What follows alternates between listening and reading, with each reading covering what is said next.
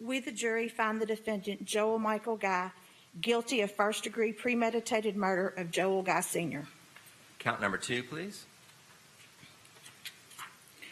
We, the jury, find the defendant, Joel Michael Guy, guilty of first-degree premeditated murder of Lisa Guy. Count number 3. We, the jury, find the defendant, Joel Michael Guy, guilty of first-degree felony murder of Lisa Guy. Count number 4. We, the jury, find the defendant, Joel Michael Guy, guilty of first-degree felony murder of Joel Guy Sr. Count number 5. We, the jury, find the defendant, Joel Michael Guy, guilty of felony murder of Lisa Guy. Count number 6. We, the jury, find the defendant, Joel Michael Guy, guilty of abuse of a corpse of Joel Guy Sr. And count number 7. We, the jury, find the defendant, Joel Michael Guy, guilty of abuse of a corpse of Lisa Guy. Like for 4 years, I felt like I've pushed it down like it's not actually happening. But it's real. And they're gone. I still have Dad on speed dial. Like it hurts me every day not to be able to speak to him. The rest of my life is not going to be the same for any of us. And I know there's a void that will not be replaced until that beautiful day when we meet again.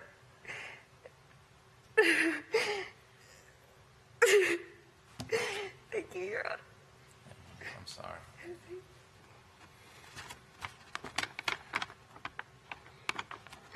Excuse me.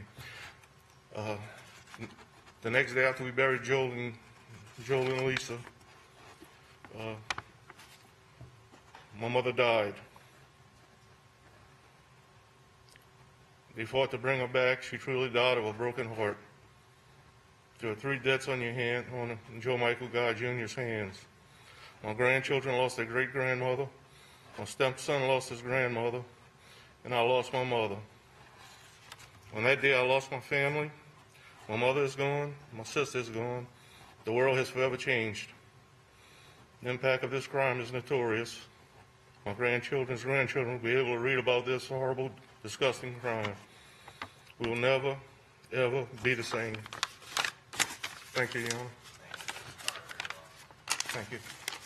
And I waited a long time for this, 4 years now. Took away my brother and my sister Lisa, the 2 precious people he's took from my family and me. It was a heartless and selfish thing. I will never get to see or talk to him or be a part of my brother and my sister's life no more. I want to first of all, just so I don't forget, say thank you to all law enforcement and the lawyers, the court, the jury, everyone that had to see all this. And I'm very sorry that this evil's had to come into their life too. And that I will be praying for all of them as I do for my family as well. Dad and Lisa were wonderful. They were larger than life. They were so happy and such really good people. And they loved him. They loved him so much. They loved all of us. And for anyone to do what he did, I don't understand it. He has taken something from myself, from my children, his Dad and Lisa's grandchildren, my husband, everyone in our family. He has taken something from us that we'll never get back. We will. I pray that we can move on from this and that we can put this behind us. I thank all of you all sitting here and everyone back there that are still here for 5 days and 7 days, and you've been here every time. Every single one of you are my hero. As a little girl, I watched how much Lisa loved Joel Michael. I wanted to be that mom. Joel Michael was Lisa's entire world.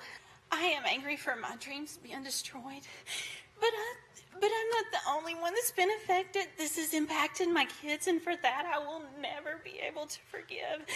I rest easy knowing that God is okay with my choice not to forgive someone that has murdered my parents.